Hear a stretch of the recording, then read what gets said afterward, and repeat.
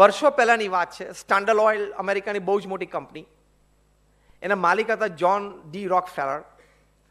એમને માહિતી મળી કે એમના એક કર્મચારીની ભૂલથી $2 મિલિયન લોસ ગયો છે કંપનીને. બધી જે નિર્ણય વિશે માહિતી, એ વ્યક્તિ વિશે માહિતી અને બેકગ્રાઉન્ડ રોકફેલરે મેળવ્યું અને પછી એ કર્મચારીને બોલાવ્યો. એટલે કર્મચારીને થયું કે સાહેબ અમને ફાયર કરી દેશે, ખીજાશે પણ એટલા અને કાઢી મૂકશે કંપનીમાંથી. રોકફેલર એમને ખુરશી આપી, પ્લીઝ સેટ. પછી ડ્રોવર ખેંચીને આટલી એક લાંબી ચિઠ્ઠી કાઢી. તેમને એમ થયું કે આમાં તો ઘણો મારો ટ્રેક રેકોર્ડ હવે કાઢશે. રોકફેલર જાતે બોલવા માંડ્યા કે, અને આ પ્રસંગ થયો ત્યારે કર્મચારી પહેલી વાર રોકફેલરની ઓફિસમાં ગયા. હા, કારણ કે નોર્મલી તો એની ત્યાં સુધીની રીચ જ ના હોય. Normally the reach is not there. એ ગયા. રોકફેલરે કીધું કે જો તે એક સારું કામ આ કર્યું છે, બીજું સરસ કામ આ કર્યું છે, ત્રીજું એક સરસ કામ કર્યું છે, ચોથું એક સરસ કામ કર્યું છે, એટલે તારા આ એક નિર્ણયના લીધે $2 મિલિયન ખોટ ગઈ ને મારી નજરમાં નથી આવતી. બીજું મને ખબર છે કે તારા આટલા વર્ષની 28-30 વર્ષની અમારી સાથેની કામગીરીમાં તે શ્રદ્ધાથી હૃદયપૂર્વક તારી આવડત હોશિયારી વાપરીને કંપનીના ગ્રોથ માટે ફાળો આપ્યો છે. આ ભૂલ થઈ ગઈ, કોઈની પણ ભૂલ થઈ શકે છે. એટલે હું તને ફાયર નથી કરતો. મારા મનમાં મને પ્રતીતિ છે કે તારા મનમાં એમ વાત છે કે જો મને ચાન્સ આપવામાં આવે તો હું આ $2 મિલિયન વ્યાજ સાથે કંપનીને નવો બિઝનેસ લાવી આપું. પણ મને ચાન્સ મળે તો એવું તારા મનમાં છે, હું જાણું છું.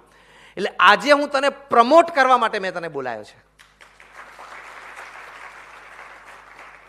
આઈ am promoting you today so you are better off to take some decisions. તને વધારે ઓથોરિટી હું આપું છું. એને પ્રમોટ કર્યો અને કહેવાય છે કે 1.5-2 વર્ષમાં એમણે આ ખોટ વ્યાજ સાથે ભરપાઈ કરી દીધી. સરદાર વલ્લભભાઈ પટેલનો પણ જીવનનો પ્રસંગ છે. જ્યારે ભારત આઝાદ થયું ત્યારે એમને ઘણા બધા લોકોને પ્રિન્સલી સ્ટેટ્સમાંથી જે ફેમિલી મેમ્બર્સ હતા એમને અમુક પોસ્ટ આપવાની હતી. એમાં એક પોસ્ટ એમણે એક વ્યક્તિ માટે નક્કી કરી. તો એમના એડવાઇઝર્સ, સરદાર પટેલના એડવાઇઝર્સ એમને કીધું કે સર તમે આને પોસ્ટ આપો છો પણ તમને ખબર છે કે જાહેરમાં એ તમારા વિશે બહુ ખરાબ બોલે છે. ખાનગીમાં તો બોલે જ છે પણ જાહેરમાં પણ બોલે છે. સરદાર કે મને ખબર છે. તો એમના સેક્રેટરીને આશ્ચર્ય થયું, તમને ખબર છે આ વાતની? તો કે ખબર છે. તો પણ તમે એને આટલી મોટી પોસ્ટ આપો છો? સરદાર એમના સેક્રેટરીને પૂછ્યું કે જે વ્યક્તિને હું જે પોસ્ટ આપું છું એ વ્યક્તિ એ પોસ્ટ માટે લાયક છે? તો કે હા. એમાં બે મત નથી. એની કુને એવી છે કે આ પોસ્ટ માટે લાયક છે. બીજું, દેશ પ્રત્યેની વફાદારીમાં કંઈ એનો વાંધો છે? તો કે ના સાહેબ, દેશ પ્રત્યેની વફાદારીમાં કોઈ પ્રશ્ન નહીં. તો સરદાર કે મારે આ પોસ્ટ ભરવા માટે કોઈ પણ વ્યક્તિ પાસેથી આ બે જ વસ્તુની અપેક્ષા છે. એ પોસ્ટ માટે લાયક હોય, એ પોસ્ટ માટે લાયક હોય, એને બીજું દેશ માટેની 100% વફાદારી હોય. પછી એ મારી માટે ખરાબ કે અપશબ્દ બોલતો હોય, એ આ પોસ્ટ માટે નક્કી કરવા માટે વ્યક્તિ માટે મારે એ ક્રાઇટેરિયા જોવાનો જ નથી. કયા લેવલની સ્ટેટ્સમેનશીપ કહેવાય, કયા લેવલની લીડરશીપ કહેવાય, અને કયા લેવલનું હ્યુમન અન્ડરસ્ટેન્ડિંગ કહેવાય. અને હ્યુમન અન્ડરસ્ટેન્ડિંગના આધારે હ્યુમન રિલેશન્સ બિલ્ડઅપ થાય. હવે વ્યક્તિને આજીવન સરદાર માટે કેવો ભાવ રહે, અથવા તો પેલા કર્મચારીને આજીવન રોકફેલર માટે કેવો ભાવ રહે.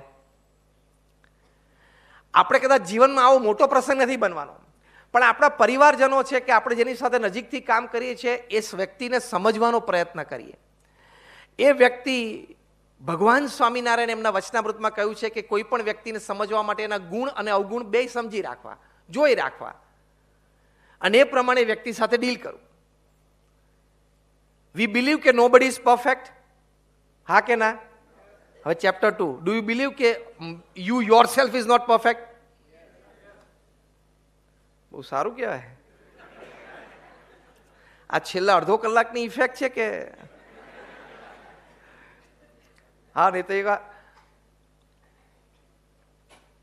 તમે સાત્વિક વાતાવરણમાં આવી જાઓ તો એવું બનવાની શક્યતા છે.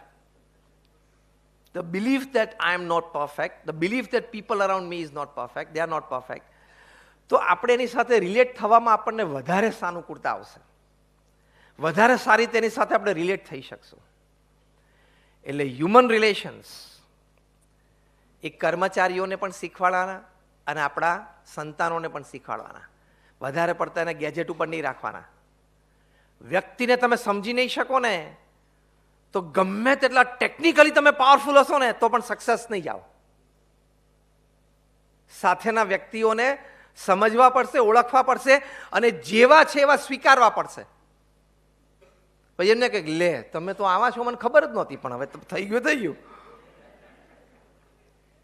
એ જેવા છે એવા સ્વીકાર પડશે. ગઈકાલે તમે ન્યૂઝપેપરમાં વાંચ્યું હશે, એક જ શહેરમાં, ઇન્દોરની વાત છે, મધ્યપ્રદેશનું ઇન્દોર શહેર, એક જ શહેરમાં છેલ્લા 40 દિવસમાં 150થી પણ વધારે લગ્નના થોડાક કલાક પહેલા અથવા તો 2-4 દિવસ પહેલા એનલ કરવામાં આવે, એટલે કે તોડ્યા. છેલ્લા 40, અત્યારે લગ્નની સિઝન ચાલે છે ને, 40 જ દિવસમાં 150, અને એક જ સિટીની વાત છે. અને આ એક લીડિંગ નેશનલ ડેઇલીએ રિપોર્ટ કર્યું છે, ઓથેન્ટિક રિપોર્ટ, કારણ કે એમાં 3-4 સ્ટોરીઝ પણ લખી છે, નામ બદલીને લખી છે, પણ લખી છે સ્ટોરી કે હકીકત છે. એમાં 150માંથી 10-12 તો just 2 or 3 hours before the marriage આખું ગામ ભેગું થઈ ગયેલું, બોલો, એટલે કે જાન ભેગી થઈ ગયેલી એમ. હવે લગ્નના 2-3 કલાક પહેલા એટલે સગાઈ ને પછીના ખર્ચા ને અત્યારે તો પાછા સગાઈ ને મેરેજ વચ્ચે બધા પ્રી મેરેજ ઓકેશન્સનું તો બહુ મોટું તંત્ર ચાલ્યું છે ને. પાછું પ્રી વેડિંગ બધું તંત્ર કેવડું મોટું ચાલ્યું છે. આપણને કોઈ પ્રત્યે પ્રશ્ન નથી, પણ આટલું બધું કર્યા પછી પણ આવું થઈ જાય છે કેમ? એકબીજાને સમજી શક્યા નહીં, એકબીજાને ઓળખી શક્યા નહીં. એટલે અમારા ગુરુહરિ મહંત સ્વામી મહારાજ, જે અત્યારે વર્તમાન કાળે BAPS સંસ્થાના ગુરુ છે, બહુ જ સરસ એક વાત લખે છે. એમની ઉંમર 92 વર્ષની છે. 92 વર્ષની ઉંમરે કોઈ વ્યક્તિને તમે આટલા સજાગ કે સક્રિય કદાચ જોયા નહીં હોય. તમારા ઘરમાં 90 વર્ષની કોઈ વ્યક્તિ કે આજુબાજુમાં કોઈ 90 વર્ષની વ્યક્તિ શું કરે છે તો તમે જોજો. એટલે સવારે ઉઠે તો કદાચ એને જમાડી દઈએ, ખુરશીમાં બેસાડી દઈએ, પછી બહાર તડકો નીકળે એટલે તડકે ઉચકીને લઈ જવાના, પછી ત્યાં તડકો એને વધારે લાગે એટલે 2 વાર લાકડી પછાડ પાસે ઉચકીને અંદર લાવવાના, અને પછી 11-11:30 દવા લઈને સુઈ જાય સવારે, એટલે ઘરમાં બધાને નિરાત કે હવે 5-6 વાગ્યા સુધી ભલે સૂતા. મહંત સ્વામી મહારાજ 83 વર્ષની ઉંમરે BAPS સંસ્થાના ગુરુપદે આવ્યા. સીધી 1300 સંસ્થાઓની જવાબદારી આવી ગઈ. Give me one name in the population of 8 billion who has accepted the responsibility of such a giant institute at the age of 83. Chairman બને, ચેરમેન એમેરિટસ પણ બને, CEO ના બને. CEO માં તો સવારે 8 થી રાત્રે 8નો વહીવટ આવી જાય. In your corporate terms, મહંત સ્વામી મહારાજ became the CEO of BAPS at 83. ચલો કોઈક બની જાય, ખુરશી ઉપર બેસવાની મજા આવે, સાંજ પડે પરફોર્મન્સ આપવું પડે. મોટી ખુરશી ઉપર બેસો ને એટલે મોટું પરફોર્મન્સ આપવું પડે સાંજ પડે. Mahant Swami Maharaj from his age of 83 to 92, આ 9 વર્ષમાં ફ્રોમ 2016 to 2025 એમણે 767 hospitals, hostels, schools, colleges, community centre, સંસ્કાર કેન્દ્ર, મંદિર અને અક્ષરધામની રચના કરી. At an unbelievable average of gifting an institute of social or spiritual service to a society every 4th day of his life. હવે આપણા ઘરમાં જે વોશ બેસિનનો નળ ટપકતો હોય તો પ્લમ્બર કેટલા દિવસે આવે છે વિચારજો. અને અહીંયા એમણે કે what a performance at this age, unbelievable performance. અને આ પરફોર્મન્સમાં કેવું ઇન્ક્લુડ થયું, કેવા કેવા projects? BAPS Swaminarayan Akshardham, Robbinsville, New Jersey. It is the second largest Hindu mandir in the world and the largest in the Western Hemisphere. 1.9 million cubic feet of stone. આ સામાન્ય વાત પ્રોજેક્ટ નથી. બીજું તમે સાંભળ્યું હશે, BAPS સ્વામિનારાયણ હિન્દુ મંદિર અબુધાબી, સાંભળ્યું છે બધા, રીલ્સ ઘણી બધી જોઈ હશે. એ પણ મહંત સ્વામી મહારાજે ભેટ આપી સમાજને. અને આ બંને પ્રોજેક્ટને ઇક્વિવેલન્ટ ગરિમાની દ્રષ્ટિએ એ આવતા વર્ષે સપ્ટેમ્બરમાં 2 પ્રોજેક્ટ આપશે. એક સુરતમાં on 140 acres of land, અને બીજો first time in the history of this planet Earth on the continent of Europe, first traditional પરંપરાગત હિન્દુ મંદિર પથ્થરનું built to last 1000 years પેરિસમાં એ મહંત સ્વામી મહારાજ ઇનોગ્રેટ કરશે. પ્રાઉડ મોમેન્ટ, સનાતન હિન્દુ ધર્મ માટે પ્રાઉડ મોમેન્ટ છે. 92 વર્ષે આવું પરફોર્મન્સ હોય?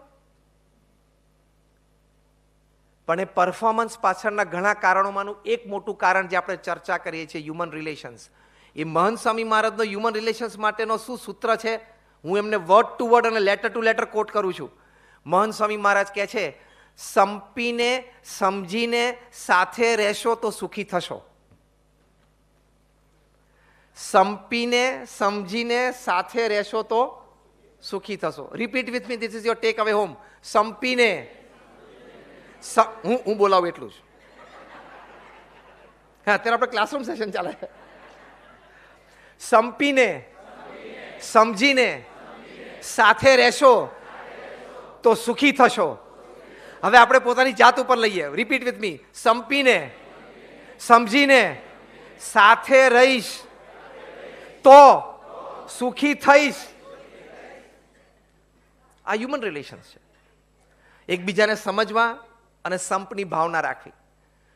તો અગેન કોઈ પરફેક્ટ નથી, બધામાં ઇમ્પરફેક્શન છે. જેવા છે એવા આપણે એને એક્સેપ્ટ કરી લેવાના, because they are part of our life. આપણા જીવનમાં એ વ્યક્તિઓ આવ્યા છે, સોશિયલી, પ્રોફેશનલી, જે પણ રીતે.